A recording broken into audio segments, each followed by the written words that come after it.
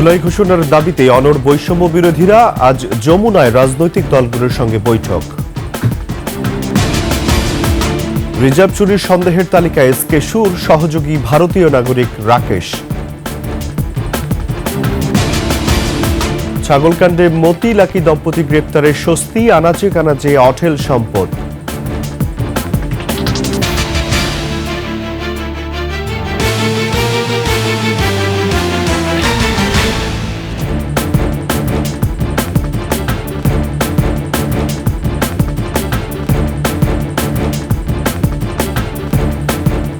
শুনছিলেন সংবাদ শিরোনাম। আমন্ত্রণ সকালের ২১ সংবাদে, সাথে আছি আমি রাজিউর রহমান। দর্শক, ২১ টেলিভিশনের সংবাদ একই সাথে সরাসরি দেখতে পাবেন আমাদের ফেসবুক পেজ www.facebook.com/2124 অনলাইনে। এছাড়া সাবস্ক্রাইব করতে পারেন www.youtube.com/@21TV চ্যানেলে। জুলাই ঘোষণাপত্রের দাবিতে অনড় বৈষম্য বিরোধীরা। অন্তর্বর্তী সরকারের প্রধান উপদেষ্টা ডক্টর মোহাম্মদ ইউনূসের সাথে আজ রাজনৈতিক দলগুলোর আলোচনার পর দ্রুত ঘোষণাপত্র প্রকাশের দাবি জানিয়েছে বৈষম্য বিরোধী ছাত্র আন্দোলন ও জাতীয় নাগরিক কমিটি। বুধবার রাতে সংবাদ সম্মেলনে এ দাবি জানানো হয়। কালক্ষেপণ করলে কঠোর আন্দোলনেরও হুঁশিয়ারি দেন তারা। তরিকুল ইসলামের রিপোর্ট। গেল বছরের শেষ দিনে জুলাই বিপ্লবের ঘোষণাপত্র দেওয়ার কথা ছিল বৈষম্য বিরোধী ছাত্র আন্দোলন ও জাতীয় নাগরিক কমিটির। তবে অন্তর্বর্তী সরকারের পক্ষ থেকে জাতীয় ঐক্যমতের ভিত্তিতে ঘোষণাপত্র দেওয়া হবে এমন আশ্বাসের পর শিক্ষার্থীরা তাদের সিদ্ধান্ত পরিবর্তন করেন। সবাই মিলে যেটা প্রক্লেমেশন হবে সেটা সূত্র ধরে আমরা করব। ৩১ ডিসেম্বর কেন্দ্রীয় শহীদ মিনারে তাই মার্চ ফর ইউনিটি কর্মসূচি পালন করেন গণঅভ্যুত্থানে নেতৃত্বে দেয়া শিক্ষার্থীরা। ১৫ দিনের আলটিমেটাম দিয়ে সরকারকে এই ঘোষণাপত্র দেওয়ার দাবি জানান তারা। এ অবস্থায় জুলাই গণঅভ্যুত্থানের ঘোষণাপত্র চূড়ান্ত করার লক্ষ্যে রাজনৈতিক দল ও অন্যান্য অংশীজনের সঙ্গে বৃহস্পতিবার সর্বদলীয় বৈঠক ডাকে সরকার। জানানো হয়, বৈঠকের মধ্য দিয়ে ঐক্যমতের ভিত্তিতে একটি দলিল তৈরি হবে। ছাত্র আন্দোলনের পক্ষ থেকে অন্তর্বর্তী সরকারের সাথে এই আলোচনার পর দ্রুত জুলাই বিপ্লবের ঘোষণাপত্র প্রকাশের দাবি জানানো হয় বৈষম্য বিরোধী ছাত্র আন্দোলন ও জাতীয় নাগরিক কমিটির সংবাদ সম্মেলনে। আলোচনা শেষে অবিলম্বে প্রক্লেমেশন ঘোষণা করার তারিখ ঘোষণা করতে হবে। কোনো প্রকারের কালক্ষেপণ ও গড়িমসি ছাত্র জনতা বরদাস্ত করবে না। কালক্ষেপণ হলে আমরা দ্রুতই সারা দেশের সর্বস্তরের ছাত্র জনতাকে সঙ্গে নিয়ে দুর্বার আন্দোলন গড়ে তুলব। তরিকুল ইসলাম, ২১ টেলিভিশন, ঢাকা। বাংলাদেশ ব্যাংকের রিজার্ভ চুরির ঘটনায় ঘোর সন্দেহের তালিকায় সাবেক ডেপুটি গভর্নর এসকে সুর চৌধুরী। তার পরামর্শেই কেন্দ্রীয় ব্যাংকের মতো অতি সংবেদনশীল প্রতিষ্ঠানে প্রযুক্তি বিশেষজ্ঞ হিসেবে নিয়োগ পান ভারতীয় নাগরিক রাকেশ আস্তানা। রিজার্ভ চুরির ঘটনা ফাঁস হওয়ার পরপরই বাংলাদেশ ছেড়েছেন রাকেশ। তবে রিজার্ভ চুরির সন্দেহের বেড়াজাল ভাঙতে পারেননি তিনি। এসকে সুর চৌধুরীও সন্দেহের বাইরে নন। এছাড়াও ব্যাংক ও আর্থিক খাতের লুটপাটের অন্যতম সহযোগী বলা হয় এসকে সুর চৌধুরীকে। রাজীব জামানের রিপোর্টে বিস্তারিত। গভর্নর ডক্টর আতিউর রহমান, তবে কেন্দ্রীয় ব্যাংক চালান ডেপুটি গভর্নর এসকে সুর চৌধুরী। একটা সময় এটি ছিল ওপেন সিক্রেট। এ কারণে ব্যাংক খাতের মাফিয়া চক্রের সদস্যরা এসকে সুর চৌধুরীকে গভর্নরের চাইতেও দিতেন বেশি গুরুত্ব। এস আলম, নজরুল ইসলাম মজুমদার, সালমান এফ রহমান, জয়নুল হক শিকদার, পিকে হালদার, শেখ আব্দুল হাই বাচ্চুরা আগ্রাসী হয়ে ওঠেন এসকে সুরের সময় থেকেই। এসকে সুরের ব্যাপারেও সেই ঘটনায় দেখা গেছে, শোনা গেছে গত সরকারের বিভিন্ন মহলের সাথে তার একটা বিশেষ ধরনের সম্পর্ক ছিল, যার জন্য তার প্রমোশন হয়েছে। রিটায়ারমেন্টের পরেও সে এক্সটেনশন পেয়ে সেখানে গুরুত্বপূর্ণ পদে ছিল। তো এগুলোকে ইন্ডিকেট করে। ব্যাংক ও আর্থিক প্রতিষ্ঠানের দায়িত্ব থাকাকালে 4টি আর্থিক প্রতিষ্ঠান তুলে দেওয়া হয় পিকে হালদারের কাছে। ইসলামী ব্যাংক, সোশ্যাল ইসলামী ব্যাংক যখন এস আলম দখল করেন, সেই অনুমোদনও দিয়েছেন এসকে সুর। মাফিয়াদের সিন্ডিকেটকে ব্যাংক লুটে সহায়তা দিয়ে বিপুল অর্থের মালিক তিনি। তদন্ত সাপেক্ষে যথেষ্ট প্রমাণ দুদকের কাছে আসার পরেই তাকে অ্যারেস্ট করা হয়েছে। এই ব্যাপারে বোধহয় আর কোনো সন্দেহের অবকাশ নেই। 2012 থেকে 2018 সাল পর্যন্ত বাংলাদেশ ব্যাংকের ডেপুটি গভর্নর ছিলেন এসকে সুর চৌধুরী। তার মেয়াদেই 2016 সালে হ্যাকিংয়ের মাধ্যমে বাংলাদেশ ব্যাংকের $810 মিলিয়ন রিজার্ভ চুরি হয়। জনমনে ব্যাপক সন্দেহ রয়েছে হ্যাকিংয়ের ঘটনায় ভারতীয় নাগরিক কথিত প্রযুক্তিবিদ রাকেশ আস্তানা জড়িত থাকতে পারেন। এই রাকেশ আস্তানা হ্যাকিংয়ের কয়েক মাস আগে বাংলাদেশ ব্যাংকে নিয়োগ পান, আর তার নিয়োগে এসকে সুর চৌধুরীর প্রভাব ছিল। হ্যাকিং হওয়া থেকে শুরু করে এখন পর্যন্ত যতগুলো অপরাধের সাথে বাংলাদেশ ব্যাংকের কর্মকর্তারা জড়িত, সবগুলোতে তার নাম সবার শীর্ষে আসছে। যাদের ফ্যাসিলিটেশনের কারণে এই ধরনের দুর্নীতি বা এই ধরনের করাপশনগুলি হয়েছে, অনলি তাদেরকে অ্যাকাউন্টেবল করে তাদেরকে আইনের আওতায় আনা উচিত। যদি আনা হয় তাহলে ভবিষ্যতে এই ধরনের ঘটনা পুনরাবৃত্তি আর হবে না। অবৈধ সম্পদ অর্জনের অভিযোগে এসকে সুর চৌধুরী ও তার স্ত্রী কন্যার বিরুদ্ধে মামলা হয়েছে। এসকে সুর চৌধুরী এখন কারাগারে। রাসিব জামান, একুশে টেলিভিশন, ঢাকা। ছাগলকাণ্ডে আলোচিত সাবেক রাজস্ব কর্মকর্তা মতিউর রহমান ও তার প্রথম স্ত্রী লায়লা কানিজ লাকি গ্রেপ্তারের খবরে স্বস্তি ফিরেছে নরসিংদীর রায়পুরায়। একই সঙ্গে দুর্নীতিবাজ এই দম্পতির বিচার দাবি করেন তাদের জবরদখলে ক্ষতিগ্রস্ত মানুষ। নরসিংদী, গাজীপুর ও ভালুকা প্রতিনিধির সহায়তায় সমর ইসলামের ডেস্ক রিপোর্ট। সরকারি তিতুমির কলেজের সহযোগী অধ্যাপকের চাকরি ছেড়ে 2022 সালে রাজনীতিতে এসেই বিনা প্রতিদ্বন্দ্বিতায় রায়পুরা উপজেলা চেয়ারম্যান হন লায়লা কানিজ লাকি। প্রভাব খাটিয়ে জেলা আওয়ামী লীগের পদও বাগিয়ে নেন। দুর্নীতি অপকর্মে গড়ে তোলেন কয়েক হাজার কোটি টাকার সম্পদ। রায়পুরায় মানুষের জমি দখল করে নিজের নামে ওয়ান্ডার পার্ক নির্মাণ করেন লাকি। সে সময় লাকির দাপটে সাধারণ মানুষ অন্যায়ের বিরুদ্ধে মুখ খুলতে সাহস পেত না। তাদের গ্রেফতারের খবরে স্বস্তি প্রকাশ করেন নরসিংদীর মানুষ। 50 জনের মতো মানুষ খুন করছে এবং রায়পুরাবাসীকে নির্যাতিত অপহৃত করে অপমান অপদস্থ করছে। বিশেষ করে আপনাদের সাংবাদিকরা সে একবার এই অকথ্য ভাষায় গালাগালি করছে। উনি অবৈধভাবে অনেক মানুষের জায়গা নিয়ে উনি তাদেরকে টাকা না দিয়ে পার্ক গঠন করছে এবং এই পার্কে অসামাজিক কাজ হইতো। আমরা রায়পুরাবাসী কোনো প্রতিবাদ করলে আমাদেরকে জেল জুলুম খাটতে হয়েছে। মতিউর ও তার স্ত্রীর নামে গাজীপুরের পুবাইলে রয়েছে অত্যাধুনিক একটি রিসোর্ট। আপন ভবন নামের ওই রিসোর্টে স্থানীয়দের কাজ করার কোনো সুযোগ ছিল না। মালিক আগে এলাকানি আর ওনার হাজবেন্ডের নাম হচ্ছে মতিউর রহমান। এলাকার মানুষ কাজ করতে পারে না, সবার বাইরের নিজস্ব লোকাই না চাকরি করে সব। ময়মনসিংহের ভালুকাতেও রয়েছে এই দম্পতির হাজার কোটি টাকার শতবিঘা জমি। রয়েছে গ্লোবাল শুজ নামে একটি জুতার কারখানা। ভালুকায় কিভাবে করলো, কেন স্থানীয় প্রশাসন তখন নজরদারিতে আনলেন না, এটি আমার জিজ্ঞাসা। এদের দৃষ্টান্তমূলক শাস্তি চাই এই দুর্নীতিবাজদের। ফ্যাসিস্টের দোসর লাকি ও তার দুর্নীতিবাজ স্বামী মতিউরের দৃষ্টান্তমূলক শাস্তি চান সাধারণ মানুষ। সমর ইসলাম, ডেস্ক রিপোর্ট, একুশে টেলিভিশন। জুলাই আগস্ট ঘটনার ইতিহাস আগামী প্রজন্মের কাছে তুলে ধরতে বই একমাত্র বাহন বলে মন্তব্য করেছেন একুশে টেলিভিশনের ভাইস চেয়ারম্যান ও এমডি তাসনুভা মাহবুব সালাম। হাইকোর্টের বিতর্কিত রায় ও জুলাই গণ অভ্যুত্থান নামে বইটি সেই ইতিহাস পুঙ্খানুপুঙ্খ রূপে তুলে ধরেছে বলে মন্তব্য করেন তিনি। গত 15 বছরে বিচার বঞ্চিত মানুষের জন্য আগামী দিনগুলোতে কাজ করার কথাও জানান একুশের ভাইস চেয়ারম্যান ও এমডি। শাকের আরজু রিপোর্ট। প্রতি বছরের মতো গত 5 জানুয়ারি সুপ্রিম কোর্টের বার ভবনের নিচতলায় শুরু হয় বইমেলা। প্রধান বিচারপতি সৈয়দ রেফাত আহমেদ এই বইমেলার উদ্বোধন করেন। বুধবার সুপ্রিম কোর্টে বইমেলা পরিদর্শনে যান একুশে টেলিভিশনের ভাইস চেয়ারম্যান ও এমডি তাসনুভা মাহবুব সালাম। বইমেলায় ঘুরতে গিয়ে তাসনুভা জানান, আইন নিয়ে পড়াশোনা করায় আইন আদালত নিয়ে রয়েছে তার শ্রদ্ধা ও ভালোবাসা। আমার কথা, যে সরকারি আসুক, কোর্টের কাজ কোর্ট করবে। এখানে যেটা রং রাইটই হওয়া উচিত। এখানে হস্তক্ষেপ না করাটাই আমি মনে করি সবার জন্য ভালো। তিনি ইস্ট ওয়েস্ট ইউনিভার্সিটি থেকে ইংরেজিতে স্নাতক করেন। এরপর ইউনিভার্সিটি অব লন্ডন থেকে এলএলবি ও মেরিটাইম ল এর উপর ওয়ার্ল্ড মেরিটাইম ইউনিভার্সিটি সুইডেন থেকে এলএলএম পাশ করেন। বর্তমানে দ্য ল স্কয়ার নামে একটি ল ফার্মে ব্যারিস্টার সাইদুল হক দিনারের সাথে কাজ করছেন তিনি। ভবিষ্যতে বিচারপ্রার্থী জনগণের জন্য কাজ করার আশা প্রকাশ করেন তিনি। এখানে আসতে পেরে আসলে আমার অনেক ভালো লাগছে, বিকজ বিং এ লয়ার এই জায়গাটা আমার জন্য স্পেশাল।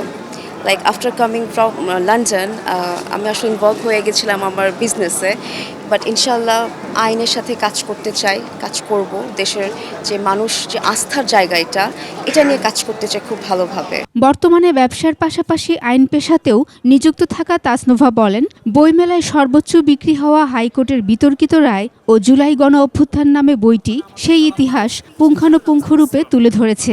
থ্যাংক ইউ দিতে চাই মেহেদি হাসান তালিম, because he has written all the details here, যে ওখানে কখন কী হচ্ছিল। এবং আমার যেটা মনে হচ্ছে উনি যেভাবে লিখেছেন এটা আসলে টোটাল সিনারিওর উপরে লেখা হয়েছে, এবং হি ওয়াজ দেয়ার, এবং পয়েন্ট পয়েন্ট লেখা যেটা যে রায় হচ্ছিল অ্যান্ড এভরিথিং। সো এইটা আসলে ভেরি ইম্পর্ট্যান্ট।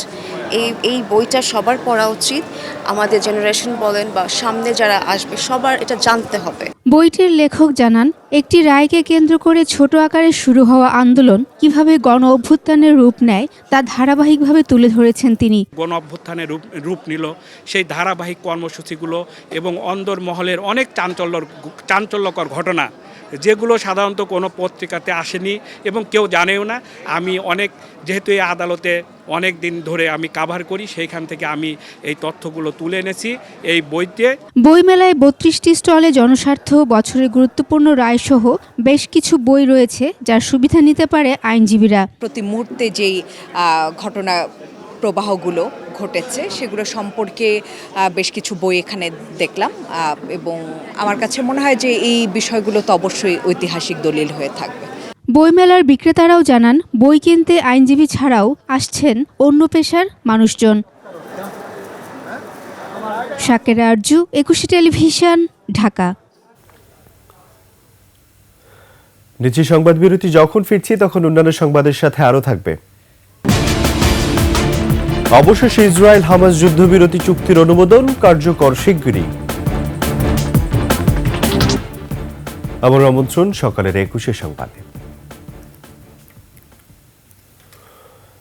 কাপ্তাই হ্রদে পয়ঃবর্জ্য ও ময়লা আবর্জনা ফেলায় দূষিত হচ্ছে পানি। প্রতিদিন কয়েক টন পয়ঃবর্জ্য হ্রদের মাছ ও জীববৈচিত্র্য মারাত্মক হুমকির মুখে পড়েছে। দূষণ রোধে সচেতনতা সৃষ্টি সহ আইনি ব্যবস্থা নেয়ার দাবি বিশিষ্টজনদের। রাঙামাটি প্রতিনিধি ছত্রং চাকমার পাঠানো তথ্য ও চিত্রে নিয়ে ডেস্ক রিপোর্ট। রাঙামাটির অর্ধেকের বেশি মানুষ কাপ্তাই হ্রদের পানি গোসল ও রান্নাবান্নায় ব্যবহার করে। খাবার পানির উৎসও এটি, কিন্তু বসতবাড়ির পয়ঃবর্জ্য ও ময়লা আবর্জনা ফেলায় দিন দিন এই হ্রদ ভাগাড়ে পরিণত হচ্ছে। রাঙামাটি শহরের সমস্ত পয়ঃবর্জ্য লাইন হচ্ছে কাপ্তাই হ্রদে, এটি মনিটরিং কোনোভাবে হয় না। লেকের কারণে আমরা বিদ্যুৎ পাচ্ছি ঠিক, কিন্তু সেই লেক এখন দিনের পর দিন ভাগাড়ে পরিণত হতে যাচ্ছে। এছাড়া হ্রদের পাড়ে গড়ে ওঠা sawmill, filling station, bus truck terminal, রেস্তোরাঁর বর্জ্য ছাড়াও ইঞ্জিন চালিত নৌযানের রাসায়নিক পদার্থ ফেলা হয় এই পানিতে। দক্ষিণ এশিয়ার অন্যতম বৃহত্তম কৃত্রিম কাপ্তাই হ্রদকে দূষণের হাত থেকে বাঁচাতে সচেতনতা বৃদ্ধি সহ পরিবেশ বিরোধী কর্মকাণ্ডে জড়িতদের বিরুদ্ধে ব্যবস্থা নেওয়া দরকার মনে করেন বিশিষ্টজনেরা। বাংলাদেশ প্রতিদিন আইন আছে, এই আইনগুলো যে প্রয়োগ করি এর মাধ্যমে রোধ করা যায়। গবেষক জানান, জরিপে দেখা গেছে হ্রদের শহরের অংশে প্রতিদিন 3 মেট্রিক টন বর্জ্য ফেলা হয়। এতে পানি বিষাক্ত হয়ে ব্যবহারের অযোগ্য হয়ে পড়েছে দিন দিন। এমন কতগুলো জায়গা আছে যেখানে মানে একবারে মানুষের স্নান করারও কোনো উপযুক্ত নেই পানিগুলো। কাপ্তাই হ্রদের দেখভাল করার দায়িত্ব স্থানীয় পৌরসভার হলেও এ নিয়ে কাজ করতে চান রাঙামাটি পার্বত্য জেলা পরিষদ। কাপ্তাই হ্রদের সুষ্ঠু ব্যবস্থাপনার বিষয়ে আমার উপর সরকার কর্তৃক যে কোনো ধরনের দায়িত্ব প্রদান করা হলে এলাকাবাসীর স্বার্থে আমি তা নিষ্ঠার সহিত পালন করব। 1960 সালে কাপ্তাই কর্ণফুলী নদীতে বাঁধ দেয়ায় 725 বর্গ কিলোমিটার এলাকা জুড়ে তৈরি হয় এই হ্রদ। এই বিশাল জলাধারের উপর ভিত্তি করে গড়ে উঠেছে জলবিদ্যুৎ কেন্দ্র। বনুশ্রী ডলি, ডেস্ক রিপোর্ট, একুশে টেলিভিশন। দর্শক, রাঙামাটির কাপ্তাই থেকে লেকের দুরবস্থা নিয়ে আমাদের সাথে সরাসরি কথা বলবেন এবং যুক্ত হয়েছেন সহকর্মী ছত্রং চাকমা। ছত্রং, নিশ্চয়ই শুনতে পাচ্ছেন আমাকে? আপনার পাঠানো তথ্যচিত্রে আমরা বিস্তারিত একটি প্রতিবেদন দেখছিলাম এবং আপনি এই মুহূর্তে আছেন সেখানেই। লেকের বিস্তারিত যেই দুরবস্থা রয়েছে সেই সম্পর্কে আমাদেরকে জানাবেন। হ্যাঁ, যেমনটা শুনতে পাচ্ছিলেন, 1960 সালে তৎকালীন পাকিস্তান সরকার বিদ্যুৎ উৎপাদনের জন্য কর্ণফুলী নদীতে বাঁধ দেয়। এই বাঁধের ফলে 725 বর্গ কিলোমিটার এলাকা জুড়ে বিশাল জলধারা সৃষ্টি হয়। আমরা একে কাপ্তাই হ্রদ বলি। এই হ্রদের মূল উদ্দেশ্য, বাঁধের মূল উদ্দেশ্য হচ্ছে বিদ্যুৎ উৎপাদন আর বন্যা নিয়ন্ত্রণ। তো এখন এই মূল কাপ্তাই হ্রদের যে দুরবস্থা বলতে গেলে, বাঁধ সৃষ্টির 63 বছরেও এখনো পর্যন্ত যে ড্রেসিং করা হয়নি, যার কারণে কাপ্তাই তলদেশে পলি জমে ভরাট হয়ে গেছে। শুষ্ক মৌসুমের সময় নৌপথে যাতায়াতে দুর্ভোগ তো পোহাতে হয়, অন্যদিকে বিদ্যুৎ উৎপাদনেও সমস্যা হচ্ছে। এছাড়া মানুষের পয় নিষ্কাশন, মলমূত্র কাপ্তাই হ্রদে ফেলার কারণে পরিবেশ দূষিত হচ্ছে। পরিবেশবিদরা আমাকে জানিয়েছেন, মানুষের মাঝে যদি সচেতনতা সৃষ্টি করা না হয়, এক সময় এই কাপ্তাই হ্রদের পানি ব্যবহারে অনুপযুক্ত হয়ে পড়বে। এছাড়া কাপ্তাই পার দখল করার কারণে বিভিন্ন দালান কোঠা, অবকাঠামো নির্মাণের কারণে বর্তমানে কাপ্তাই হ্রদটি হুমকির সম্মুখীন হয়েছে। এই ছিল আমার কাছে কাপ্তাই হ্রদ নিয়ে সর্বশ্রেষ্ঠ তথ্য। রাজু। ধন্যবাদ আপনাকে। দর্শক, রাঙ্গামাটির কাপ্তাই লেকের যে দুরবস্থা সেটি নিয়ে বিস্তারিত জানাচ্ছিলেন সহকর্মী ছত্রং চাকমা। চলে যাচ্ছি পরবর্তী সংবাদে।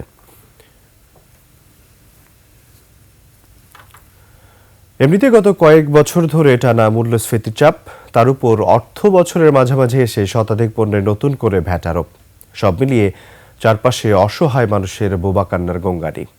সেই সব মানুষের কথা তুলে ধরেছেন মাহিলা ইসলাম।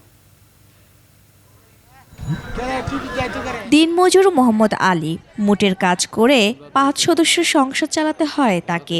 1 বছরের ব্যবধানে আলীর কাঁধে 1.5 লাখ টাকার দেনার বোঝা। 400-500 টাকা 400 টাকা সংসার চলতো, এখন লাগে এই জায়গাতে 800-1000, এও সংসার চলে না। প্রতি মাসে 2000, 10,000, 8,000, 7,000, 5,000 ভর্তুকি লাগে। স্বামীহারা এই পোশাক শ্রমিকের পক্ষে একমাত্র সন্তানের জন্য পড়াশোনার খরচটা জোগাতে হিমশিম অবস্থা।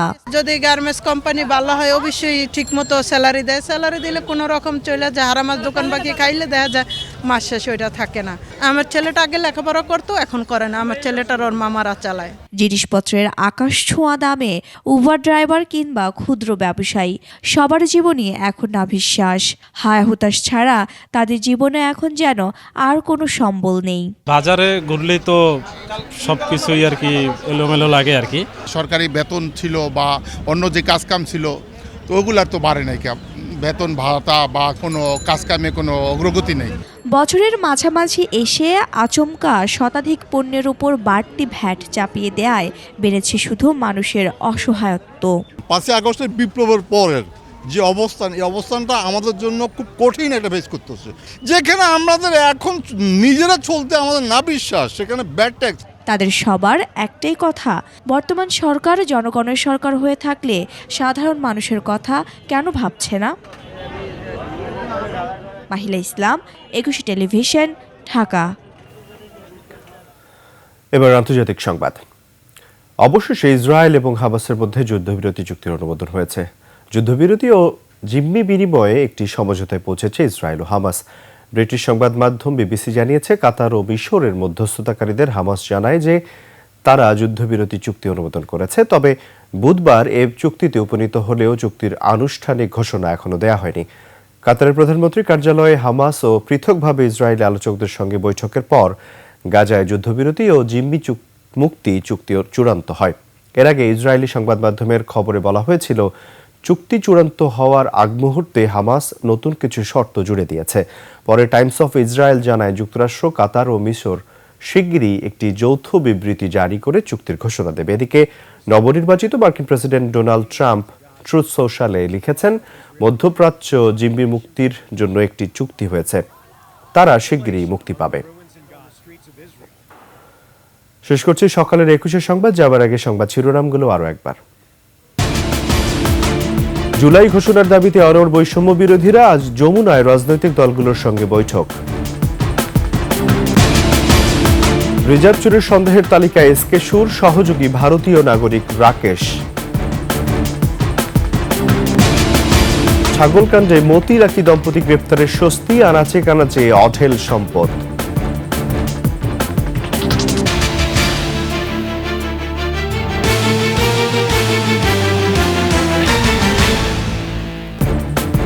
সর্বশেষ সংবাদ জানতে ডায়াল করুন 2021 নম্বরে আর ভিজিট করুন ekushe-tv.com এই ওয়েবসাইটে। এছাড়া ফেসবুকে ভিজিট করতে পারেন www.facebook.com/ekushe24 আর সাবস্ক্রাইব করতে পারেন www.youtube.com/ekushe-tv চ্যানেলে। এতক্ষণ সঙ্গে থাকার জন্য ধন্যবাদ। পরবর্তী সংবাদ সকাল 9টায় দেখার আমন্ত্রণ রইল। একুশের সাথে থাকুন।